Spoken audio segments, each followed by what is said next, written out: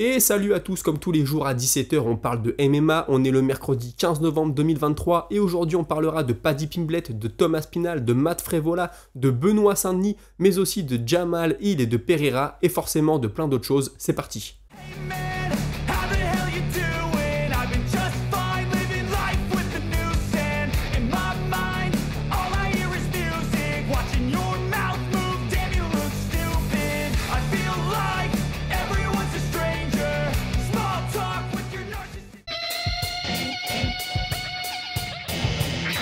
Et on commence avec Paddy Pimblett qui a donné une interview à ESPN dans laquelle il explique vouloir donner une guerre à Tony Ferguson. Et oui, forcément, parce qu'on lui a parlé de son dernier combat contre Gordon. On lui a dit, voilà, qu'est-ce que tu penses de ce combat? Beaucoup de gens pensent que tu l'as perdu. Alors il a été très honnête. Il dit, écoute, moi c'était pas le meilleur combat de ma vie. Je pense que j'ai sous-performé dans ce combat-là. J'aurais pu beaucoup mieux faire, maintenant c'est un combat serré, je pense que je l'ai remporté. D'ailleurs les coachs de Gordon le disent à l'inter-round, il dit à la fin du premier round, ses coachs lui disent t'as perdu ce round là, va falloir se réveiller, et à la fin du deuxième ils lui disent qu'il faut absolument gagner le round 3 parce qu'il est à la traîne. Donc il dit moi personnellement je suis convaincu d'avoir gagné, maintenant c'était serré. En réalité si on lui avait donné le combat à la fin, c'était pas du vol non plus. Il explique aussi que les gens sont un peu durs avec lui parce que tout le monde voit sa mauvaise performance, mais il dit personne ne souligne le fait que je me sois blessé à la cheville dès le premier round et que j'avais beaucoup de mal à avancer suite à ça. Il dit moi je voulais donner un combat spectaculaire aux gens, mais Gordon a passé le troisième round à me coller à la cage. C'est lui qui a pourri le combat. Il dit par contre ça m'a un peu arrangé parce que comme j'avais plus de cheville, le fait de rester collé à la cage, j'ai peut-être un peu limité ma blessure et puis j'ai limité la casse. Ce qui n'est pas forcément faux. Il explique aussi que lui, il a rien contre Gordon. Il dit, moi, Gordon, je lui souhaite le meilleur, je lui souhaite de faire de l'argent, de faire des beaux combats. Il dit, c'est plutôt lui qui a un problème avec moi. Lui, après le combat, il a fait le tour de tous les plateaux télé, tous les podcasts pour dire qu'il avait été volé. Moi, je trouve pas ça terrible, mais bon, maintenant, il fait ce qu'il veut. Et il explique aussi que si tout le monde veut l'affronter, c'est parce qu'il a beaucoup de followers. Il dit, voilà, je suis très populaire. Les gens veulent m'affronter. En plus, mon dernier combat n'ayant pas été terrible, bah, il voit qu'il y a peut-être une opportunité pour me battre, donc il saute dans le train, j'ai envie de dire. Et puis en plus il explique bien sûr voilà, que le combat contre Ferguson c'est un piège. Il dit honnêtement moi j'ai tout à perdre dans ce combat. Si je le bats on va me dire que c'est normal. Je bats un mec de 39 ans qui est sur le déclin, qui est sur une grosse série de défaites.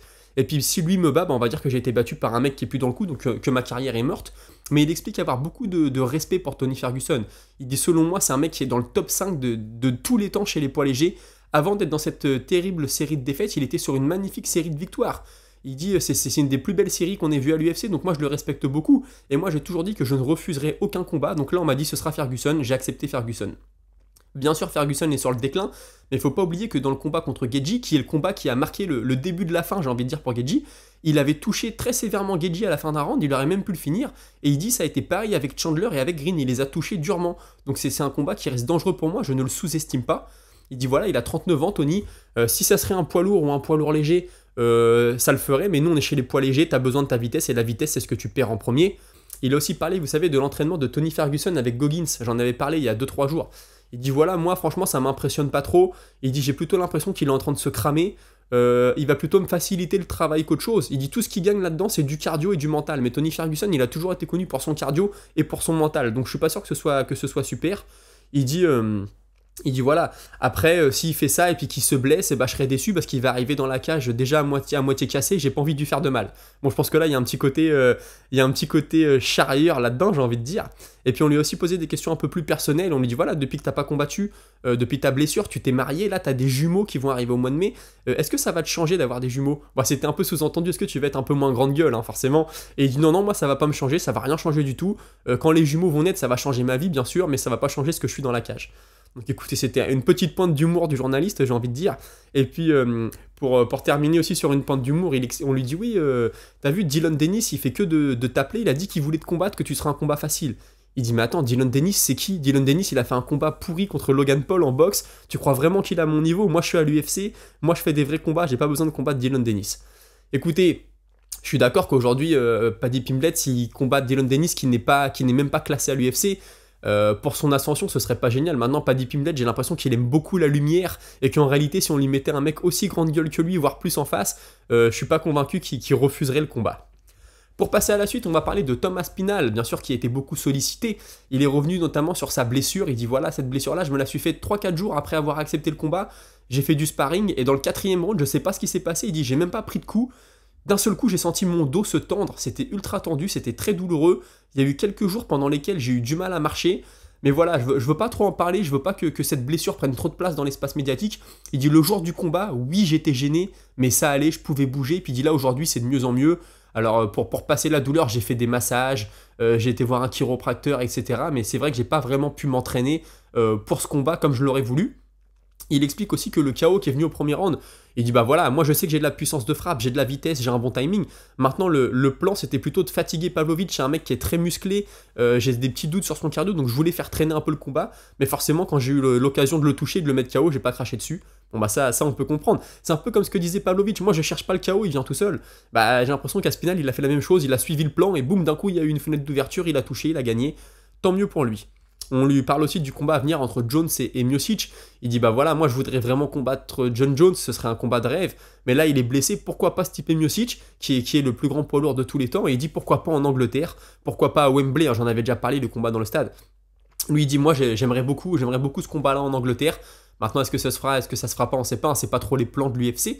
Il a aussi expliqué qu'il avait besoin de repos, du coup il dit bah avec cette petite blessure qui est pas vraiment une blessure, il dit je me suis rien cassé, je me suis rien déplacé, il s'est plutôt bloqué le dos, hein, à vrai dire c'est plutôt ça, en tout cas c'est ce qu'il dit peut-être pas tout. Il dit moi j'aimerais revenir pour l'été, donc cet été il y aura l'International Fight Week au mois de juillet, pourquoi pas. On est aussi revenu sur sa relation avec son père, on sait que son père est son entraîneur. Il dit ouais tu sais moi quand j'étais jeune j'étais assez introverti, et quand j'ai eu une dizaine d'années, mon père il a quitté son boulot pour ouvrir une salle parce qu'il n'y avait pas vraiment de salle de JJB en Angleterre. Donc mon père a fait ça, il y croyait encore plus que moi. Le week-end il m'emmenait en compétition, on parlait beaucoup, il me disait que j'allais réussir. Il dit moi j'y croyais moyennement quand j'étais enfant, mais lui il m'a toujours poussé, il m'a toujours poussé vers l'avant. C'est pour ça que je lui ai mis la ceinture sur l'épaule à la fin du combat, on a tous vu l'image. Et voilà, il dit que lui son idole c'est GSP. Il dit moi mon idole c'est GSP à la fois pour ce qu'il a fait dans la cage mais aussi tout ce qu'il fait en dehors de la cage. C'est un mec humble, c'est un mec qui ne s'est jamais caché d'être anxieux avant les combats. Moi c'est pareil, je suis très anxieux. Il dit là samedi c'était le pire, c'est le combat dans lequel j'ai été le plus stressé de par ma blessure, de par le short notice, tout était réuni pour que je sois stressé, je l'ai été, mais j'ai réussi à surmonter tout ça, je suis très content. Bah écoutez, on en parlera dans la minute auditeur, hein. Il y a beaucoup d'entre vous qui me disent qu'il a vraiment ce qu'il faut pour être un vrai problème chez les poids lourds. Moi je suis d'accord. Il a tout ce qu'il faut pour briller et en plus à une époque où il y a du monde, il y a de la concurrence, moi je pense qu'il y a de très très beaux combats à venir pour lui pour la suite. Ensuite on a Projaska qui nous a mis une photo sur les réseaux, il est déjà de retour à l'entraînement et il nous met un see you soon, donc à bientôt. Bah voilà, c'est sa mentalité, une mentalité de guerrier, j'ai perdu, je suis tout de suite de retour à l'entraînement, je vais faire quelque chose de très bien. Moi je suis content pour lui qu'il soit pas durement blessé, il revient d'une terrible blessure, s'il avait fallu reprendre un an d'arrêt derrière, ça aurait été très dur. Je suis content qu'il soit de retour. Et puisqu'on parle de cette catégorie de poids, sachez que si un combat avait lieu entre Pereira et Jamal Hill, Pereira serait le favori, alors de très peu, moins 170 et Hill à plus 140. Donc combat serré, combat que j'ai envie de voir, hein, forcément. Après, s'il y a quelqu'un qui passe avant Hill, peut-être le vainqueur de Walker Ankalaev, on en a parlé, ou de Blachowicz contre Rakic, je ne sais pas, on verra. Mais catégorie, encore une fois, où tout peut se passer, je dirais qu'il y a beaucoup de place dans cette catégorie. Écoutez, avant de continuer avec le MMA, je vous propose une petite respiration et de passer à la Minute Box. Et la Minute Box aujourd'hui, c'est surtout des annonces de combat avec Fury contre Usyk qui aura lieu le 17 février prochain à Riyad. On va aussi avoir un combat entre Wilder et Parker qui lui aura lieu le 23 décembre, toujours à Riyad. Et enfin Joshua qui va affronter Wallin lui aussi le 23 décembre à Riyad sur la même carte que Wilder. Donc est-ce qu'il va y avoir de la provocation à la fin des combats? Je ne sais pas. Mais en tout cas, grosse soirée le 23 décembre. Et puis bah, avec le 23 décembre et le 17 février avec le retour de Tyson Fury, j'espère dans une meilleure forme que ce qu'on a vu contre Francis Ngannou. Écoutez, on retourne au MMA et on attaque tout de suite avec Benoît Saint-Denis qui est classé numéro 11, ça y est, à égalité avec Jalin Turner. Donc là, il rentre dans les conversations très intéressantes, hein. Devant lui, on a Turner à égalité. On a aussi Rafael Dos Anjos, Dan Hooker, Tsarukyan, Fiziev, Gamrot. Franchement, là, il n'y a que des beaux combats. Et même si on regarde derrière lui, tu as Bobby Green, Renato Moicano, Drew Dober. Donc lui, je pense qu'il va regarder devant, Benoît Saint-Denis, hein. Il va regarder devant forcément. Que des combats de dingue. Là, il est dans les conversations très intéressantes. Peu importe qui il va affronter, ça va être un super combat. Je vais dire que le plus petit nom là-dedans, c'est Turner. Et puis bah, Dos Anjos peut-être un peu, parce que Dos Anjos, il est plus sur la fin, mais il est toujours classé 10, hein, alors on peut pas non plus l'enterrer. Mais même ces combats-là, ce seraient des combats énormes. Et plus que je vous parle de Benoît Saint-Denis, je vais vous donner un petit mot de Frévola, qui est revenu sur sa défaite. Il a fait une petite vidéo sur les réseaux sociaux. Honnêtement, sa défaite, il la prend bien, il est déjà de retour à la salle. Il est déjà en train de s'entraîner donc en musculation, il explique qu'il veut même refaire du sparring. J'aurais besoin d'au moins 2 rounds de sparring là pour me remettre dedans, c'est impressionnant. Il a aussi demandé un rematch à Paris, il dit ouais j'espère qu'on va se re-rencontrer, il est venu m'affronter chez moi, j'espère l'affronter à Paris. Moi je pense que ça va pas se faire tout de suite, KO au premier round, tu peux rien dire, Benoît Saint-Denis va continuer son ascension, il va avoir besoin de 1 ou 2 combats pour réintégrer le top 15, il est plus dedans. Donc je pense que ce combat n'aura pas lieu tout de suite. Il a aussi confié qu'il ne se rappelait de plus rien du combat. Il dit ouais j'ai un trou noir, je me rappelle de ma marche vers l'octogone, mais après j'ai un trou noir, je sais plus ce que j'ai fait. Il dit voilà je suis ok avec l'arbitre, hein, j'étais KO, y a rien à dire. Puis en rigolant il ajoute ouais mais bon s'il m'avait laissé quelques secondes de plus je serais revenu, j'aurais gagné le combat. Bon c'est de l'humour, honnêtement sa défaite il la prend bien, puis tu vois qu'il a pas d'animosité envers Benoît Saint-Denis. Pareil en plaisantant il dit ouais moi la seule fois où j'ai perdu c'est contre Tsaroukian, il m'a battu pendant 3 rounds. Tous les autres ils ont eu de la chance avec un coup. Mais bon tu sens que c'est de l'humour, le gars rigole. Et il explique aussi que là, il a son œil, il a un coquard, il voit rien du tout. Il dit là, cet œil-là, je vois rien, j'ai hâte que ça se réouvre un petit peu. Il dit mais maintenant, je vais continuer à m'entraîner, moi, c'est mon tempérament. Il me reste pas beaucoup de combats devant moi, j'en suis conscient, donc je veux faire le plus de guerre possible dans l'octogone, je veux faire le plus d'argent possible, et puis je veux avoir des highlights pour raconter des histoires à mes petits-enfants plus tard. Très, très bonne mentalité. Il dit voilà, je vais enjoy the ride, comme ils disent les Américains, profiter de mon trip, profiter de ma vie, et puis tant que je peux, je vais le faire.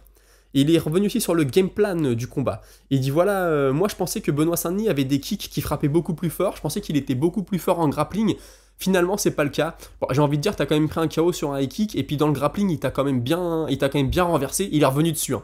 Il dit ouais, par contre, j'ai pas trop apprécié la façon dans laquelle il m'a retourné, en rigolant. Mais c'est vrai que c'était impressionnant. Il dit ouais, le game plan, je suis un peu sorti du game plan. Le game plan, c'était de bloquer ses kicks avec ma jambe arrière, donc un blocage tibia contre tibia un peu. Il dit ouais bon ça j'ai pas réussi, et puis je voulais aussi un peu l'emmener à la bagarre, parce que quand il va à la bagarre il a tendance à avoir les mains un peu basses, donc c'était l'occasion de le contrer. Il dit voilà, quand il m'a mis KO, je pensais pas qu'il était à distance de high kick, mais il a été très intelligent, il m'a bloqué la sortie sur sa jambe avant, j'ai dû sortir sur sa jambe arrière, et tout de suite il a coupé la distance et il m'a eu sur le high kick. Félicitations à lui.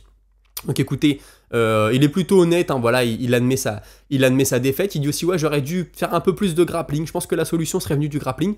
Moi vous le savez je suis pas convaincu, je l'avais dit avant qu'il avait des positions un peu légères, mais écoutez, pourquoi pas. Il dit maintenant voilà moi je suis tombé amoureux de mon striking, j'étais sur 3 KO de suite au premier round, donc voilà j'ai voulu rester debout, j'ai voulu me bagarrer et j'ai perdu, sinon je souhaite le meilleur à Benoît Saint-Denis. Je pense qu'il a le niveau pour être tout là-haut, pour aller chercher la ceinture, je lui souhaite de continuer à gagner.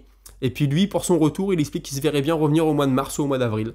Donc écoutez, j'ai envie de dire, on lui souhaite le meilleur à Frévola, le meilleur à Benoît Saint-Denis, on verra ce que ça va donner, mais c'est 2 combattants qui peut-être, moi j'y crois pas trop, faudra que les 2 continuent à gagner, qu'ils se rejoignent au top, ou alors peut-être dans quelques années, quand ils seront plus vers la fin, il y aura de nouveau un combat, je sais pas. Benoît Saint-Denis est quand même plus jeune que Frévola, hein, donc je sais pas si on reverra ce combat, mais écoutez, si Frévola continue à gagner, et Benoît Saint-Denis aussi, peut-être qu'un jour on verra ça, mais je suis pas convaincu.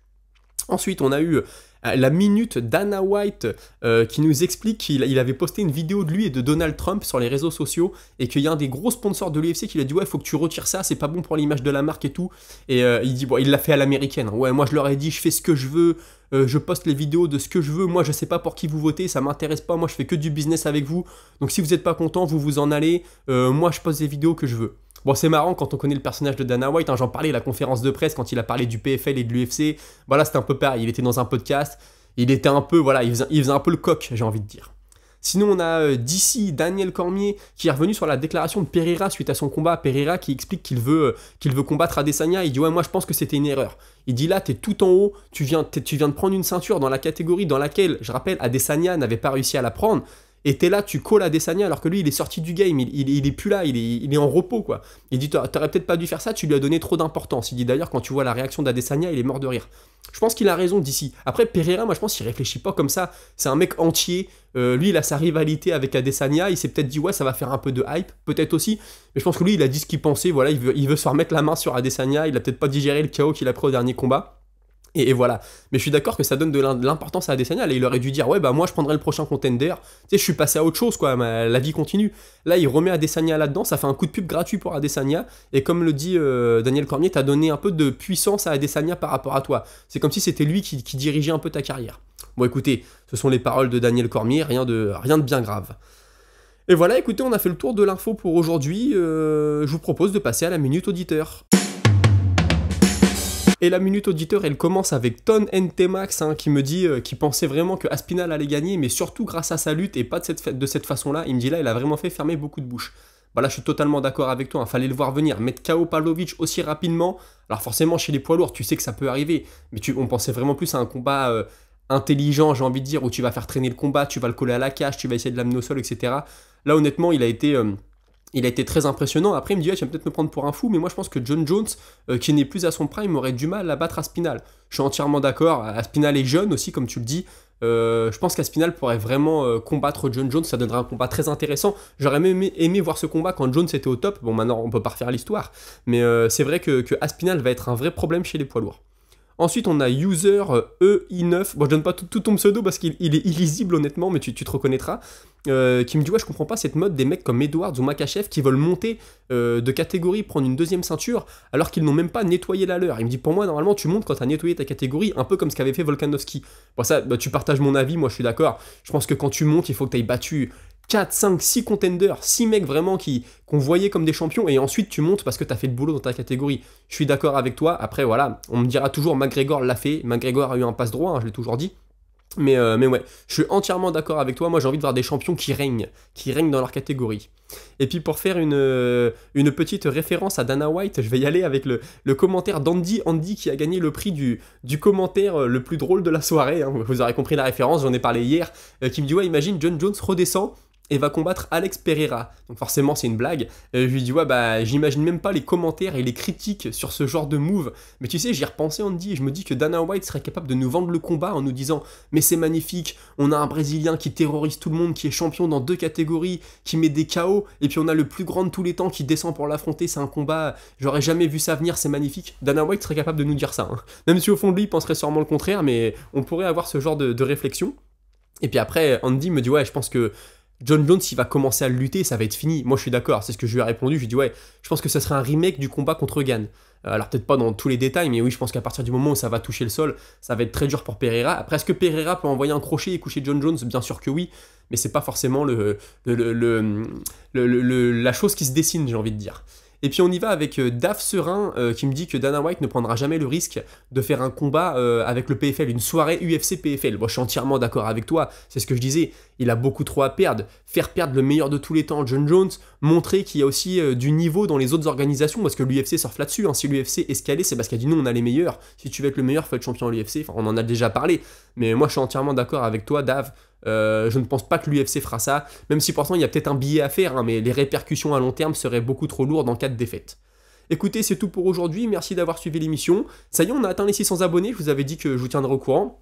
On les a même bien dépassés, ça faisait quelques jours, je gagnais 1 ou 2 abonnés par jour. Là j'ai fait quasiment 30 abonnés avec la vidéo d'hier, donc je suis très content.